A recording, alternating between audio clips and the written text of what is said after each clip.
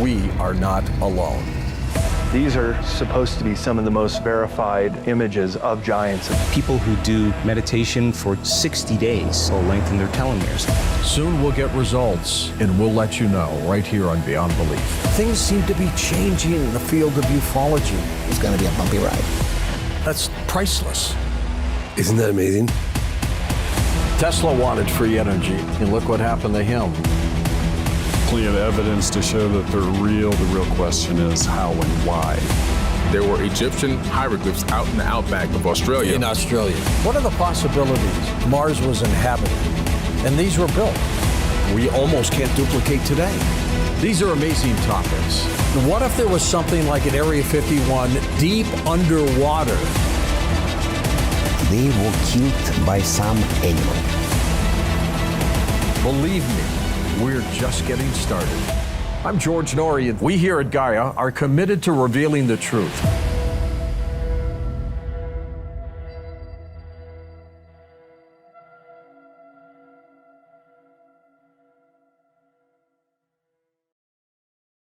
And welcome back to Coast.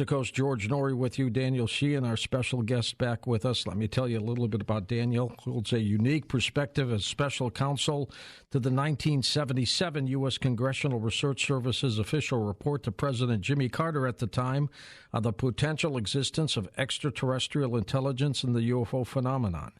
1994, the attorney for the late Dr. John Mack for the Harvard Medical School, author of Abduction, Human Encounters with Aliens, as the former 20-year general counsel of the 2001 Disclosure Project, general counsel of the 2013 Citizens Public Hearings on Disclosure, and also as the current attorney for Luis Elizondo, the director of the 10-year top-secret United States Pentagon classified information of the UFO UAP phenomenon. We will talk about that in a moment. Daniel was also the 1970s and 80s general counsel to the United States Jesuit headquarters in Washington, D.C. based National Office of Social Ministry. Daniel, always great talking to you and nice meeting you at these live UFO events. I get a kick out of running into you. Hey, great, George.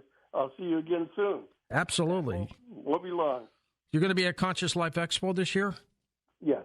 Yeah, I'm going to be there. I think you and I will both be there. We're going to do some events together, I think. I'm looking forward to that indeed. Danny, you are now the attorney for Luis Elizondo, who was a security officer for a number of years as the top secret Pentagon investigation of UFOs. Tell us how you got involved with Luis. Well, Lou called me shortly after he had become a member of the To the Stars Academy, and he was quite upset. He had revealed, as you know, and as most of the listeners know, he and Chris Mellon had brought to the New York Times these three now rather famous videos of the Tic Tac UFOs that were taken by the F-18 Super Hornets, off the aircraft carriers, and had brought these to the New York Times. The New York Times Board of Editors had agreed to publish these, and they put the videos up on internet, and all of a sudden the whole world started to change with the New York Times acknowledging that these were real. The Defense Department in general took the position, yes, these are real videos. And then a number of people inside the Defense Department who apparently didn't get the memo that the Times had changed started issuing public statements saying that there was no such thing as the Advanced Aerospace Threat Identification Project. They never had heard of Luis Elizondo. Luis Elizondo was just making all of this up, trying to attack his credibility pursuant to a very old program that had been functioning inside the Defense Department and the American intelligence communities of trying to destroy the credibility of anybody who was taking serious attention to the UFO issue.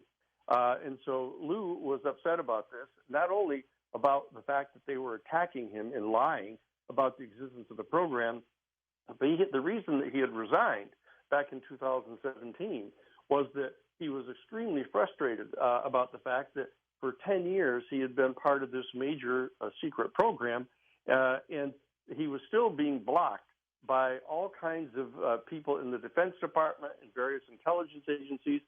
He would go to these major defense contractors that he was led to believe were involved in attempting to do an analysis of the UFO phenomenon, and he was being blocked, even though he was the head of this program.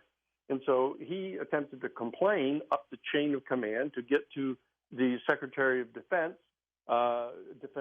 Secretary of Defense Mattis, and he was being blocked by people above him in the chain. So he resigned in protest, brought these videos, which he got declassified. He brought them to the New York Times, and he then contacted me and said that he wanted to file a complaint with the Inspector General of the Defense Department, complaining not only, it's important, not only about the particular individuals who were lying about the existence of the program and lying about his role in it, but he was objecting in general to the United States Defense Department and all of the government agencies lying to the American people. He knew, based on his knowledge that he had gathered in first person for over a 10-year period, that there was an extraordinary amount of information that was known about the UFO phenomenon in the nature of their origins, the technology that they displayed, et cetera. And the government agencies were lying to the American people about this. So he objected to this, to the Defense Department and to the Inspector General's office, saying he thought that was unconstitutional for the executive branch to be lying about such a profoundly important issue, that in a democracy, our people have a right to participate in deciding what the policies are going to be with regard to this phenomenon. And so he contacted me, and he knew that, as you had mentioned at the top of the show, that I had been involved in a number of these major professional level investigations of the UFO phenomenon, dating all the way back to the President Carter's administration. It represented Dr. John Mack, and I'd gotten to interview in preparation for doing a grand rounds to Harvard University about the probabilities of extraterrestrial intelligence and the reality of the UFO phenomenon. And so he reached out to me, and we had a series of 2 or 3 lengthy conversations in which we were exploring each other's beliefs about this and what our intentions were, et cetera. And he came to have confidence that he and I shared a good faith objective in trying to get out as much of this information as we could possibly get out to the American public that did not in any way pose any serious danger to the national security of the United States, which he and I both concluded was minimal. Right. Because the highest level officials that he'd ever encountered, he realized that the more they knew about the UFO issue, the less worried they seemed to be that this constituted any kind of really national security threat. And so he was baffled by that. And so he and I decided to join together to work to get this information to the public. I'd been involved in this as of that time for over 40 years. He'd been involved in it for 10 years or more. And so we joined together to pursue this and started having a series of meetings with the staff of the Defense Department's Inspector General's office. And so those became extraordinarily interesting meetings because these men, you could tell, they had not been briefed in on the level of knowledge that the Defense Department had about the UFO phenomenon.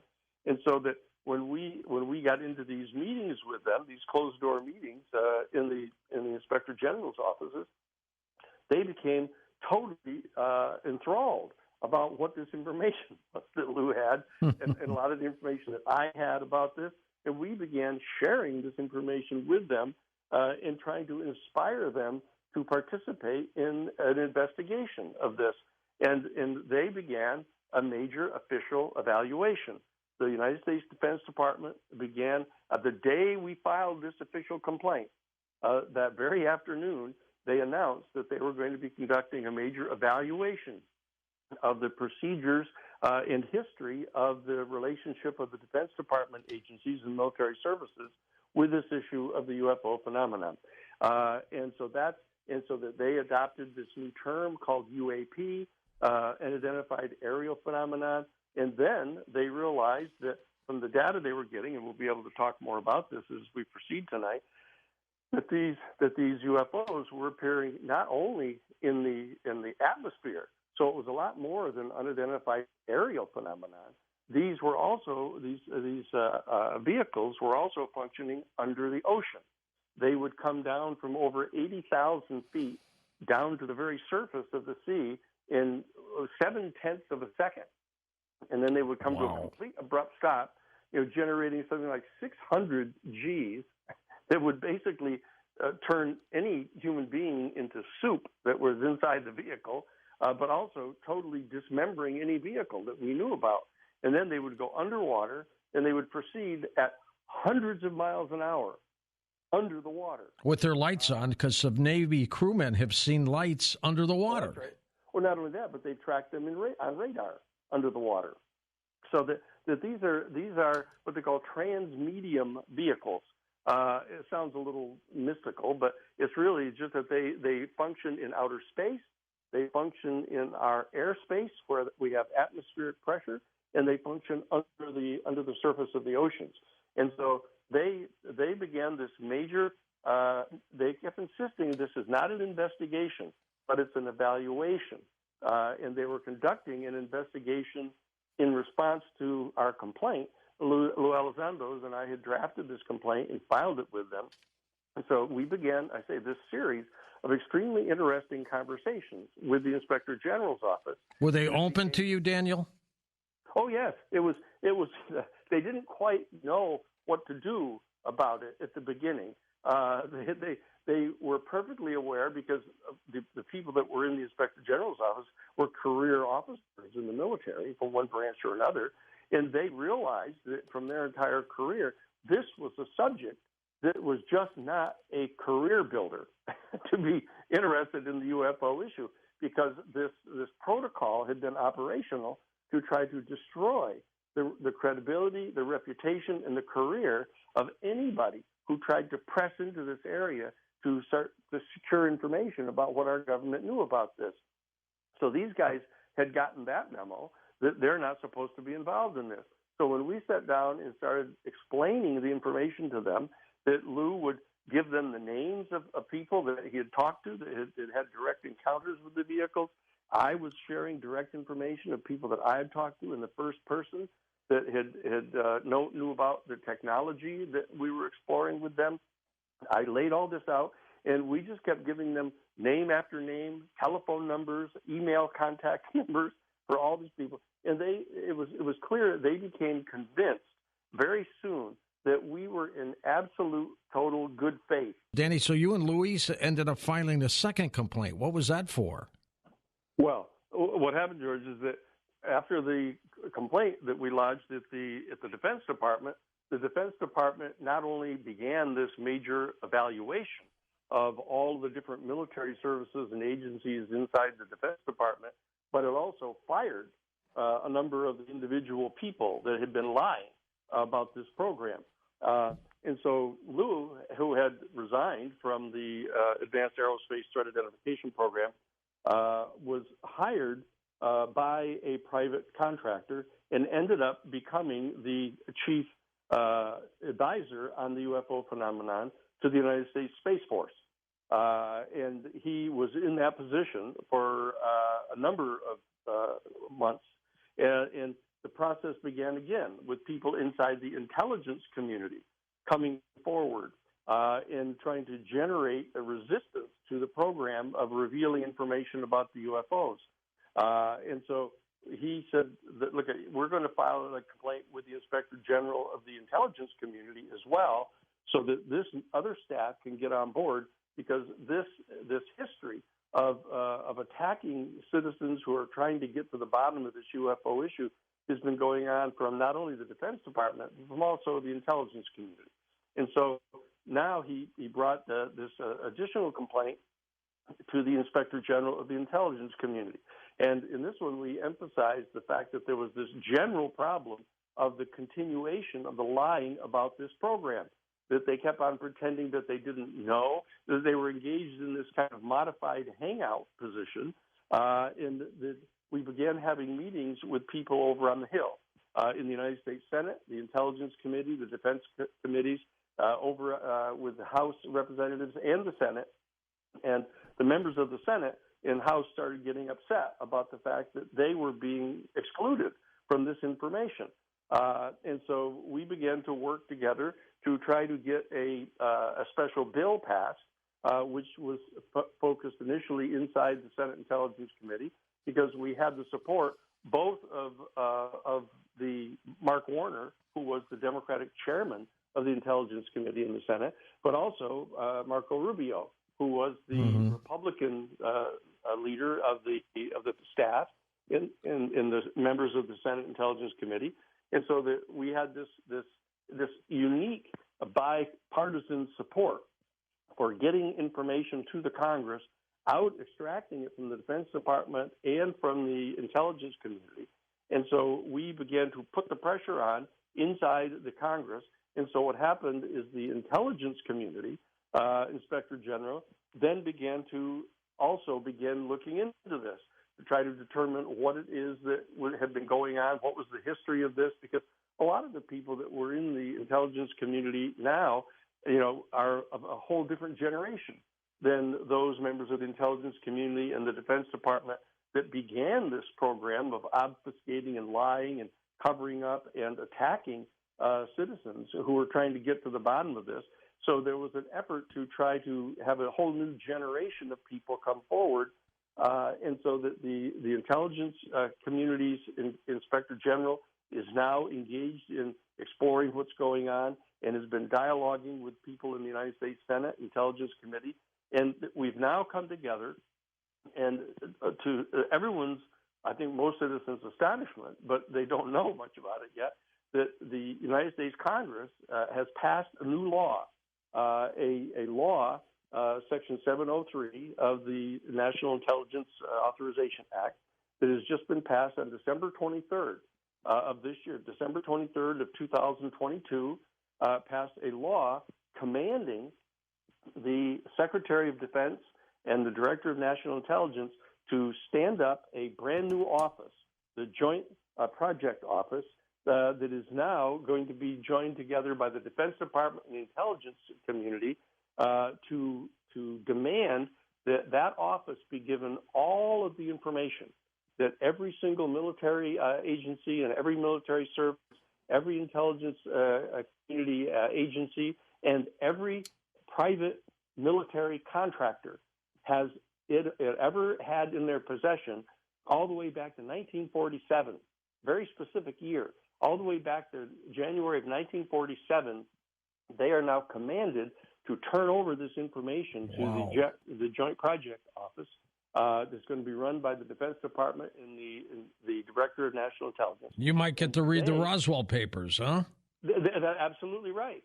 Absolutely right. And they, in fact, one of the commands that they've been given is to hand over all of the information. This is in Section 703 of the Act, subsection 11, which says specifically they are required to update and provide to Congress every single effort that has been underway on the ability to capture or exploit discovered unidentified aerospace phenomena. So that this is they've been commanded now by Congress to turn this information over to this Joint Project Office, and that office is commanded by this new law to turn this over every 90 days. Every 90 days, they have to give all of the information to the United States Senate Intelligence Committee and the House Intelligence Committee and the Defense Committees. They have to start turning over all of this information to the United States Congress. So what has happened as a result of Lou Elizondo and the work, for example, by Chris Mellon, who's been instrumental in this, and others, that we've been going and meeting with the members of the Senate and the House, and they have now stood up on their back legs, and they've confronted the executive branch, Defense Department, and intelligence community, and ordered them to turn over this information to Congress. Now, that is an extraordinarily important first step, an extraordinary step. And 99% of the people in the country do not know that this law was passed on December 23rd of 2022. It's a brand new law, and they have 120 days all until April 21st. Well, thank God we've got you to watchdog this.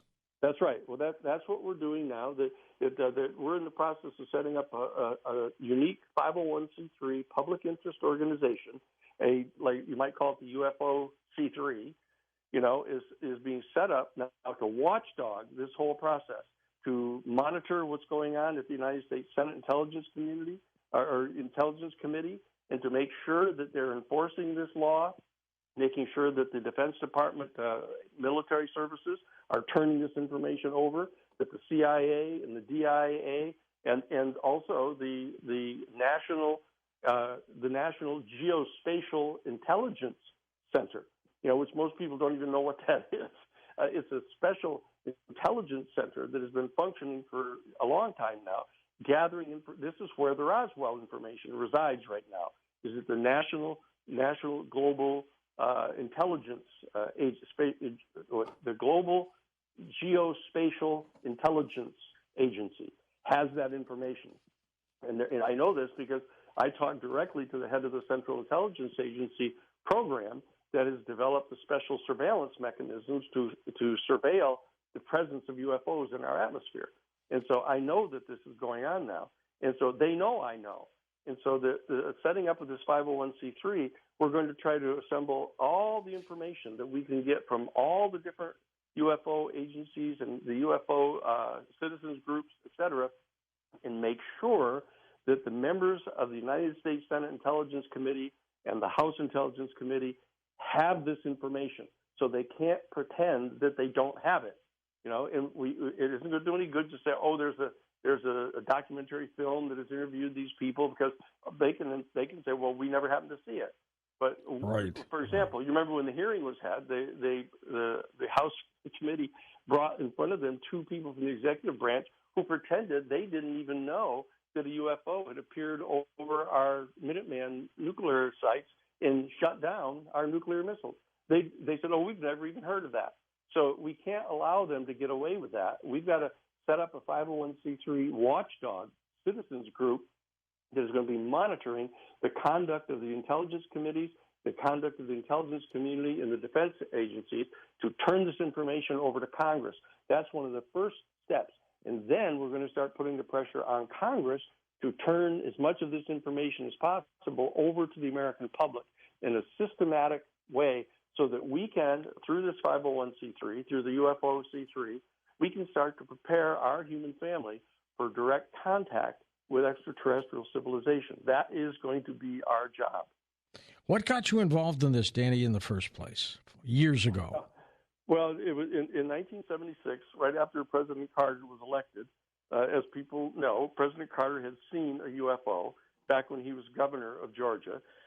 So when he was elected president, one of the first things he did is he reached out to the head of the Central Intelligence Agency, who was at that time George Bush Sr., who was the head of the CIA under President Gerald Ford, and asked the head of the CIA, George Bush, to turn over the information to him as the newly elected president. And George Bush refused to do that. And so President Carter reached out to the Congressional Research Service, the Science and Technology Division, and asked them to prepare a secret report to the president on, one, the probability of the existence of extraterrestrial intelligence elsewhere in the universe, and what relationship that might have to the UFO phenomenon.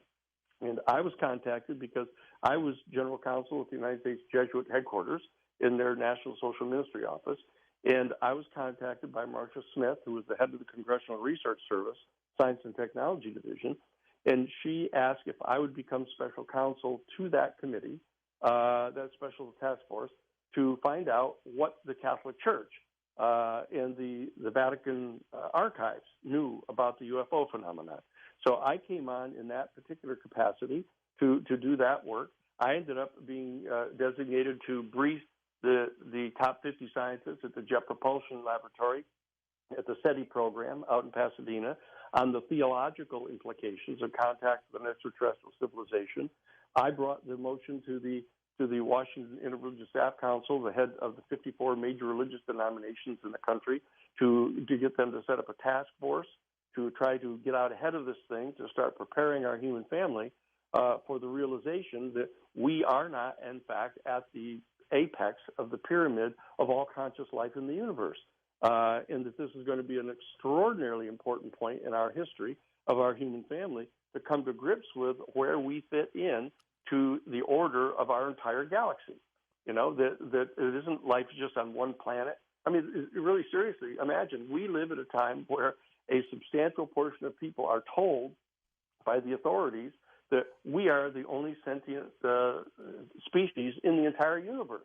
That somehow the entire universe of tens of trillions of galaxies, you know, exists solely as the stage upon which to play out the drama of our one species on one planet, you know, evolving from the primordial slime up into voyagers in the stars. And that is preposterous. And so we have got to readjust our understanding of who we are, where we fit into the universe. And the Jesuit order, which is the largest single order in the Catholic Church, which is the largest single religious denomination of all of Western civilization, has in fact called upon us to reach out and begin this dialogue for the citizens to start having a fundamental dialogue about the philosophical and theological implications of the realization that there is extraterrestrial intelligence. And I, as the general counsel of the Jesuit headquarters in their National Social Ministry Office, reached out immediately to the spokesperson, who was Father Jose Gabriel Funes, who issued the public statement on behalf of the Vatican on November 11th of 2009, and stated that the moment has arrived for our human family to begin this extraordinarily important conversation, because much sooner than had been previously anticipated, we were going to discover life elsewhere in the universe. And I believe the Vatican said, too, that the belief in extraterrestrials does not negate one's belief in God. No, they've said those things. There's some fairly low-level, low-conscious things that have been said to try to accommodate people that are being taken totally by surprise for this information. But there's also an extraordinarily sophisticated level of discussion going on now in theological circles and in philosophical circles to try to come to grips with readjusting our human worldview so that we understand where we fit into the universe. This is the discussion that has to be undertaken by our citizens, because you cannot rely upon the government institutions to do this for us. We've got to do this ourselves and demonstrate that we're worthy of respect, worthy of participating as co-equals with others in our galaxy. You know, and so we have to work hard to overcome these silly things that we do of poisoning our own planet, you know, with carbon and petroleum and contaminating our planet. The UFO people have been talking about this for decades. You know that, and people know that. You know, like the aerial school phenomenon over in Africa, with UFO lands right in the middle of the playing field and communicates to all the children that we have to stop polluting our planet because we're going to kill all of our planet. We have to stop nuclear war, nuclear weapons, and deal with global climate change and stop the contamination of our planet. These are things we have to do as minimal requirements for our being worthy of entering into participating in our galaxy with other species that have had millions, some of them millions of years more of time to evolve their sentient senses and their philosophical approaches and theological approaches. Tell us about what you've uncovered that the U.S. government may have already back engineered a UFO. Well, this is one of the $64 questions. It's quite clear that Admiral Wilson, for example, has talked, who was the J2, he was the Director of Intelligence for the Joint Chiefs of Staff, and he has confronted some of the major private contractors, military contractors, who have acknowledged to him that they have been put into possession of downed UFO craft that have been recovered by the United States Defense Department and our military agencies that have been assigned to recover these craft, that they've been engaged in the process of trying to back engineer these craft. There's a major debate going on now, and this is one of the things that Lou Elizondo was attempting to get to the bottom of, is what is the state of present efforts to back engineer these craft that have been captured now. In fact, it's one of the provisions of the new law that I've talked about, which is the National Intelligence Authorization Act. that was passed as part of the National Defense Authorization Act of 2023 on December 23rd is it directly commands the United States Defense Department and intelligence agencies to turn over to the Senate Intelligence Committee and House Intelligence Committee any information they have whatsoever about efforts that have been made to capture and to back engineer any of the technology having to do with the UFOs. It's quite specific. And so that we're on the brink now of having this information turned over to the United States Senate Intelligence Committee. And one of the things that we're going to be doing at in the UFO C3 is to find out what it is that they're being told about this. Now, there are different speculations as to what the level of progress is that's been made. Now, I've talked to a range of people that have got access to this information, and what they've said is that one of the things that's the most difficult for the military people and the private military contractors to figure out about these craft is what it is that's actually propelling them. They don't seem to have any kind of traditional engines. They don't consume energy and expel energy. They don't give off any heat signatures. It's quite clear that whatever the phenomenon is, by means of which these vehicles move from one point to another, is completely unknown still to the military people who have taken these things into their custody and brought them to the private defense contractors such as Lockheed Martin and others to try to figure out how they run. They haven't been able to figure that out yet. And it's quite clear that there's some relationship between how they're navigated, how they determine what point it's going to go from and where it's going to go to. It appears to be involved in a form of telepathy. That they have found helmets inside these craft that are worn by the pilot that appear to direct the craft by telepathy. Fantastic. From one place to another. And the field in which they move from point to point appears to have something to do with time travel. It isn't so much that they move linearly from point A to point B, that they move from point A they project themselves in a different point in time to another place.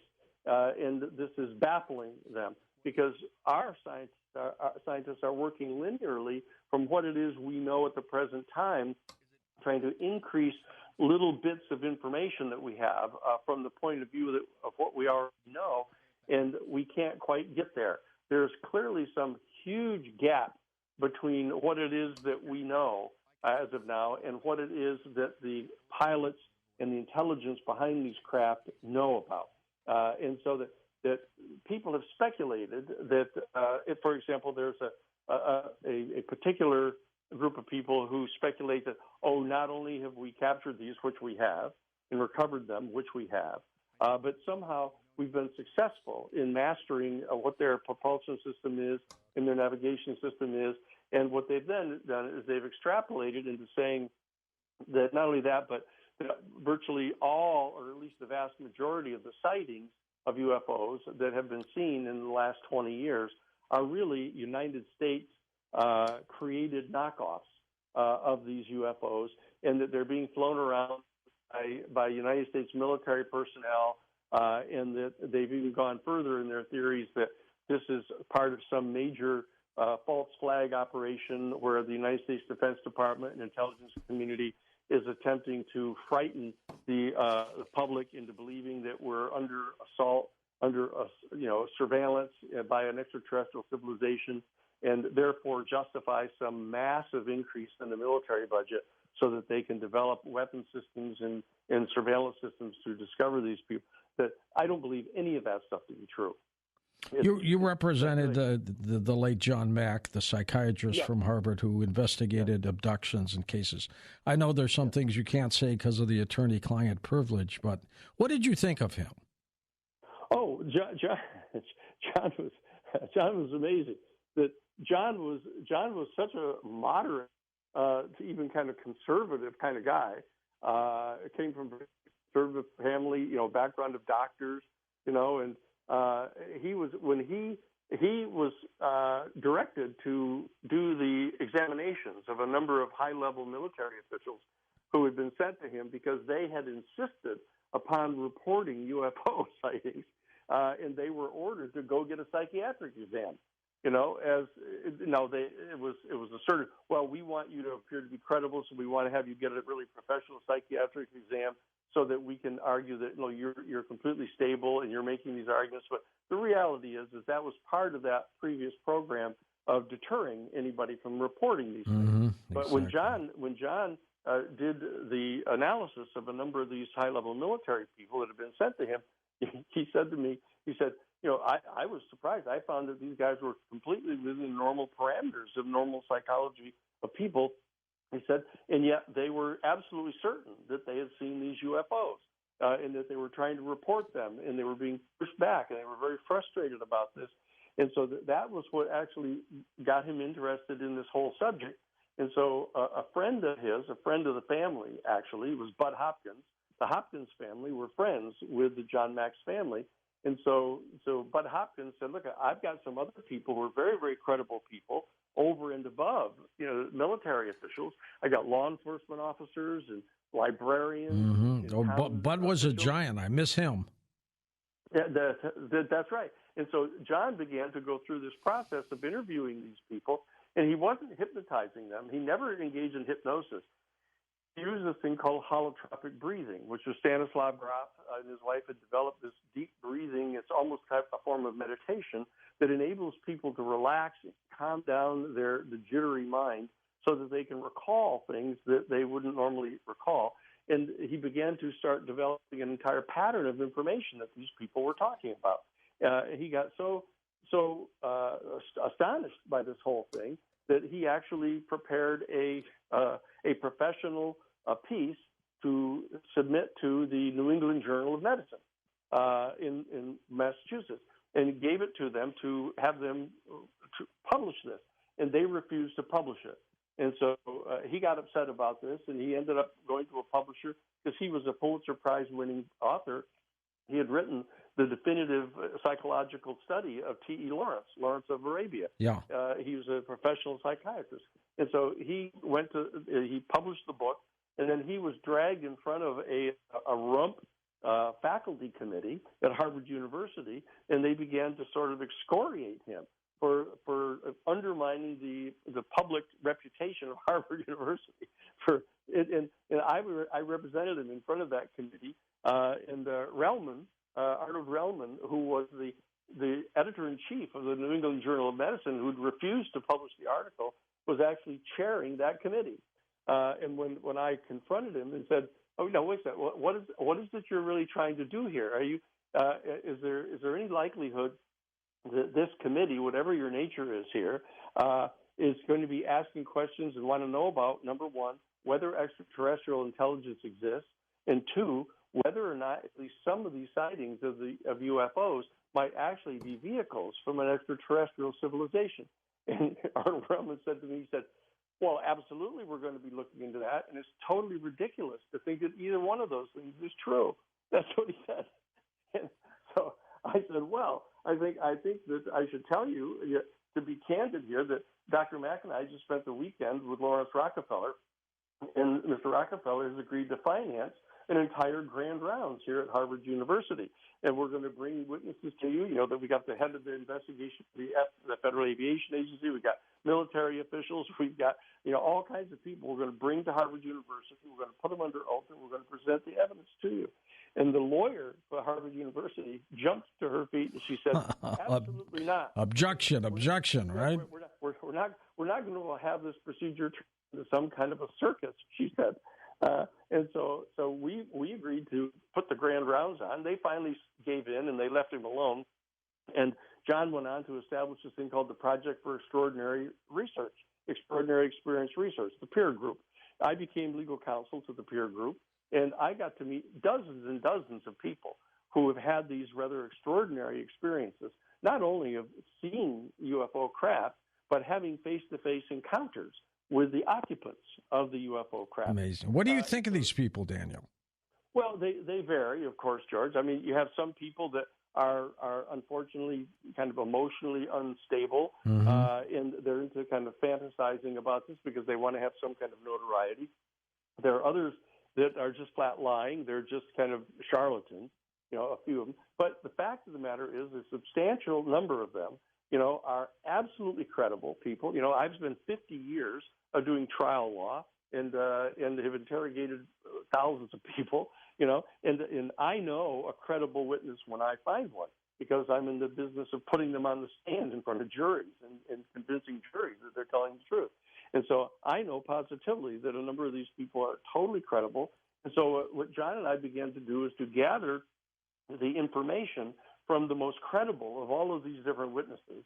And we were actually in the process of training some of the people through holotropic breathing to calm themselves whenever they began to have one of these experiences. Because as you know, and probably many of the listeners know, people who have these kind of direct contact experiences, face-to-face encounters with extraterrestrial beings from these UFO craft, they actually have a number of these contacts. It's happened repeatedly in their life.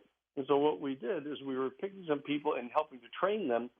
So when they realized that one of these encounters was getting set to happen again, they would go through this process of this deep holotropic breathing, calm themselves, center themselves, and so that they would not freak out, and that they would be able to have really calm, centered communication with these extraterrestrial beings.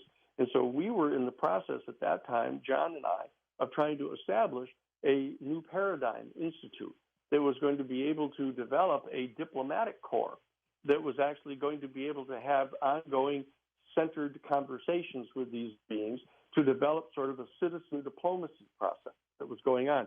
That was just shortly before John was killed in this tragic accident. Oh, horrible. Stepping off a curb, got hit by a drunk driver, right? Getting hit, run down by a drunk driver.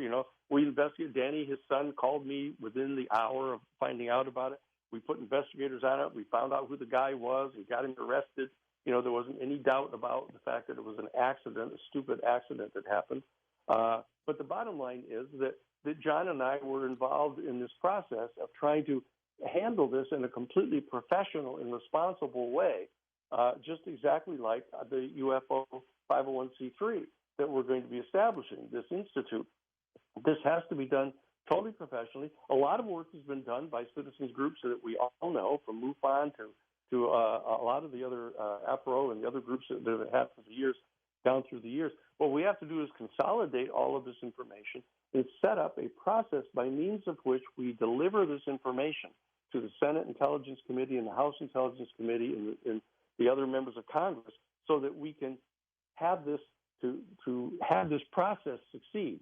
Because we've now crossed this very, very important line of having the institution of the Congress of the United States demanding to have this information conveyed to them. And we don't want them to be able to say, oh, we didn't get the information from the Defense Department, and so we don't know what to do about that. I've had numbers of cases, as you probably know, where, for example, the Boland Amendment was passed by the United States Congress back in 1984, absolutely prohibiting the intelligence community and defense community from providing any military equipment to Contras down in Central America. Right. They just passed the law, but they didn't have any enforcement mechanism. So our institute filed a major federal criminal racketeering complaint against them and brought it to court and prosecuted them and extracted the information from them and got a special prosecutor appointed, Lawrence Walsh, that brought them up in front of Congress, had major hearings to expose what they were doing and stop them from doing that. The same thing was true with the Indian Child Welfare Act. The Congress in 1976 passed the Indian Child Welfare Act, mandating that any social services that took Indian children away from their family had to place them with other Indian families so they could stay within their culture. And nobody was there to enforce it. They just passed the law, and nobody was doing it. So we ended up setting up a whole project up in South Dakota, the Lakota People's Law Project, and went after them and had major hearings and things go on. And so we got contacted by the Justice Department and crafted an entire set of enforcement guidelines, which we were then put into effect by the Justice Department. And so this is the kind of work that we have done down through the last 50 years. And what I want to do is bring that kind of professional expertise to this particular extraordinarily important subject. So that's a smart way to do it.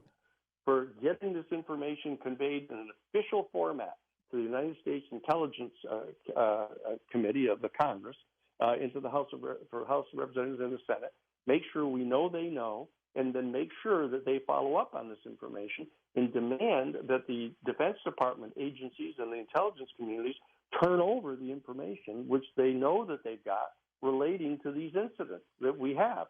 Without a watchdog like you, Daniel, it'll never happen. So keep up doing what you're doing. Well, that's what we're going to do, and we're going to need a lot of help on it. You know, we're going to set up this office down in Los Angeles where we can have lots of the major media to be able to cover this. You know, but you know, we're not going to make any of the kind of mistakes that were made by the To the Stars Academy. You know, this is not engaged in any kind of commercial activity. That we're not going to be trying to make any money on this. We're not going to commercialize the access to information. Our job is to be a citizen group that is gathering and communicating this information to the United States Congress and watchdogging the United States Congress to make sure that they're enforcing this law that's been passed, and to watchdog the Defense Department and the intelligence community. And we are uniquely in communication with the Inspector General's office of the Defense Department and the intelligence community so that we can be in communication with them saying, look, you guys are in charge of making sure that they're not violating the law in the intelligence community and in the Defense Department. And you guys have got to do your job. And so we're here to help you do your job as well. That's what we're doing. We're trying to make the instrumentalities of our government work to do what the Constitution requires that they do. And this is to make this information available to our people so we can all participate intelligently and in an informed way in making decisions about what the policies are going to be that are going to govern our relationship with this extraterrestrial civilization that are piloting these UFOs. Keep fighting, Daniel. Keep fighting. They're lining up to talk to you, so we'll be back in a moment to take calls with Daniel Sheehan on Coast to Coast AM. Welcome back to Coast. In a moment, Dr. Lori-Ann Perlman joins us to talk about exorcisms and the strange on Coast to Coast, so make sure you're part of the program. And welcome back to Coast. George Norrie with Daniel Sheehan as we talk about UFOs and what's been going on with the government. Let's go to your calls now. East of the Rockies, Brian in Indianapolis to get us started. Hey, Brian. Hey, George, how are you? Wonderful. Thanks. Go ahead. Awesome. Hey, man, you could fill the whole show up with this topic. Oh, yes, that's true. Hey, real quick, because I know you're running long and everything, I'll make this real quick. I was watching Ancient Aliens before I came to work today, having breakfast or supper or whatever. But anyway, Giorgio Tsoukalos and David Childers were talking about the Vatican and the Roman Catholic Church way back to thousands of years ago, a couple thousand years ago, and these ancient civilizations, and they would take the oral history or the written history or whatever they could find, and they would destroy it, but because they wanted to control the narrative about the ancient aliens coming down to visiting these civilizations. But they say, they don't know for sure, but they say there's a vault in the Vatican that holds all of these, some of these, not all of them, I guess, records of these ancient civilizations that would prove, of course we all know, but that would prove that these ancient aliens exist.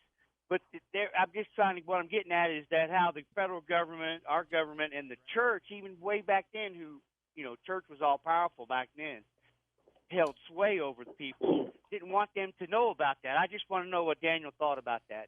Daniel, you aware of that? Thank you, Brian. Well, okay.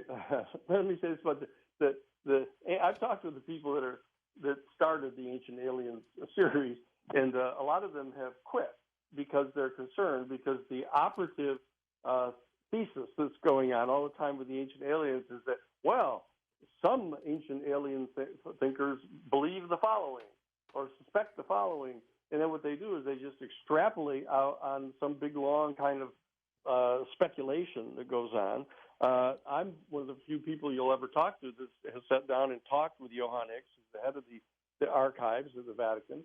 That I was legal counsel at the Jesuit headquarters of the United States and been back and forth to the Vatican and stay at the Doma with Francis when I'm there.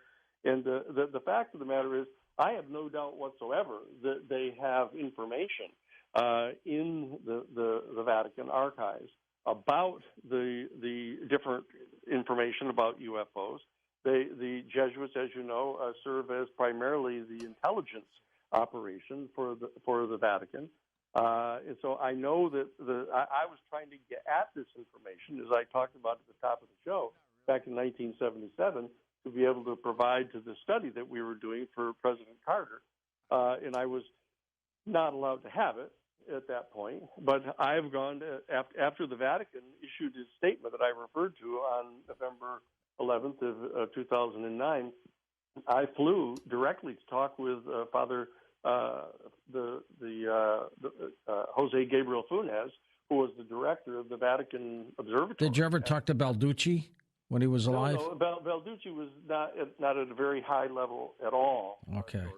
He was Monsignor. He was interested in the subject, but he wasn't ever in any kind of official position. That Jose Gabriel Funes was not only the director of the Pontifical Observatory, but he was the guy that was designated by Pope actually Benedict had him issue this public statement from the Vatican press office saying that the time has now arrived for citizens to start having this conversation, because we've now much sooner than we had anticipated going to be discovering life elsewhere in the universe, and that I flew and had a direct meeting face to face with Jose Gabriel Funes. And within 2 minutes, he said, look, we're not talking about the discovery of some single cell life form under some, frozen sea on some distant moon somewhere. We're talking about another highly intelligent, highly technologically developed, but categorically non-human species right here in our Milky Way galaxy. That's what he said to me. I know that that's fantastic. I know that this is known. And we're working at. I've been trying to get them to release this information, and I believe that in light of the fact that the United States Congress is extracting this information from the intelligence communities and from the Defense Department, that we now have a renewed chance. I'm going to be going back to Rome to meet with Johann X, who's the head of the archives, and renew our request.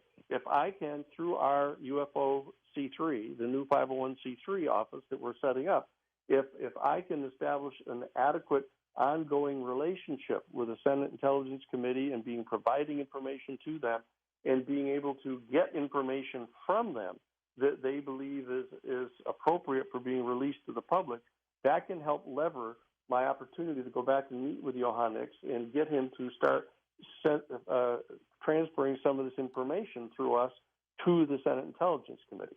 So I'm hoping we're going to be able to do that in the near future to find out exactly what it is they do know. But the speculation, aimless speculation on the part of the people that write the Ancient Aliens, projecting this whole theory that they've been crushing and destroying this information, et cetera, is speculation without any evidence that they have for it. But I'm in the business now of running this new C3 that is going to be gathering the evidence, the concrete evidence and proof. We're not going to be basing it on some ancient alien speculators think the following. We're going to be saying, here's what the evidence is, and we're going to be presenting it in a professional, legal way to the Senate Intelligence Committee and the House Intelligence Committee and get this information made available to the people. West of the Rockies, Joel's with us, Montana. Hi, Joel. Hi. Good to have you with us. Go ahead, sir. Don't believe in those UFOs. I'll tell you what, it's against. You said the Catholic Church would accept UFOs. You've got some information on Jesuits that there are UFOs, that there are real UFOs, and the Catechism of the Catholic Church directly says it is not so. It is wrong to believe in these aliens. Well, they changed that, Joel. Did they not, Daniel? No, it doesn't say any such thing, Joel. I don't know where you're getting that from, but it doesn't say such thing.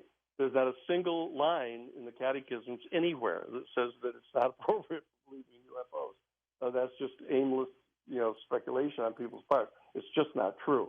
I mean, the fact of the matter is that this is an extraordinarily sophisticated conversation that's been going on inside the Catholic Church for 100 years, trying to figure out what to do about the UFO phenomenon. But they've never taken any public position that one can't believe in it. So that's just flat not true. Lee in Alabama. Go ahead, Lee.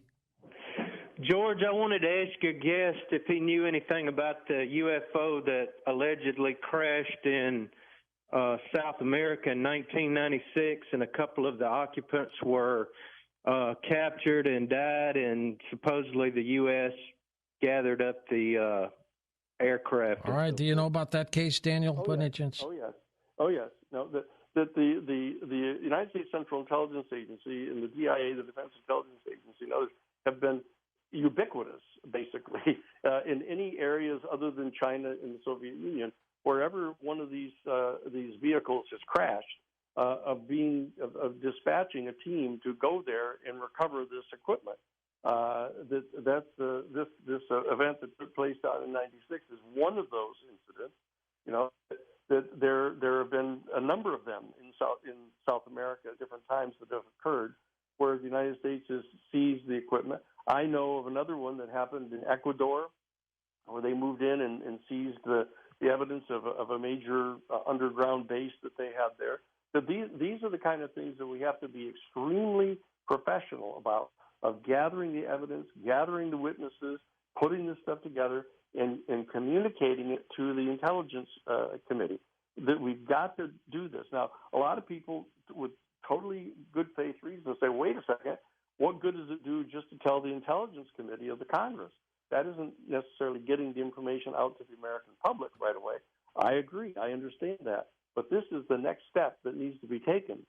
We need to extract this information about these events down in South America that you've raised here, Lee, in other specific instances, bring the witnesses who are still alive and be able to present them to the Intelligence Committee, and then they can turn around and say, okay, here is a particular incident that occurred. Here are the witnesses that we've gotten and talked to these people, and we are now demanding that the Defense Department tell us who the military unit was that was dispatched to go get that vehicle, where the vehicle is now, where it was taken to at the time, how many people have worked on this vehicle, what state of development have you had in doing the research on the vehicle, et cetera. These are the concrete things that I've conducted these type of investigations now for 50 years. Well, keep doing what you're doing, Daniel. Keep up the good work, and I'll see you at Conscious Life in Feb.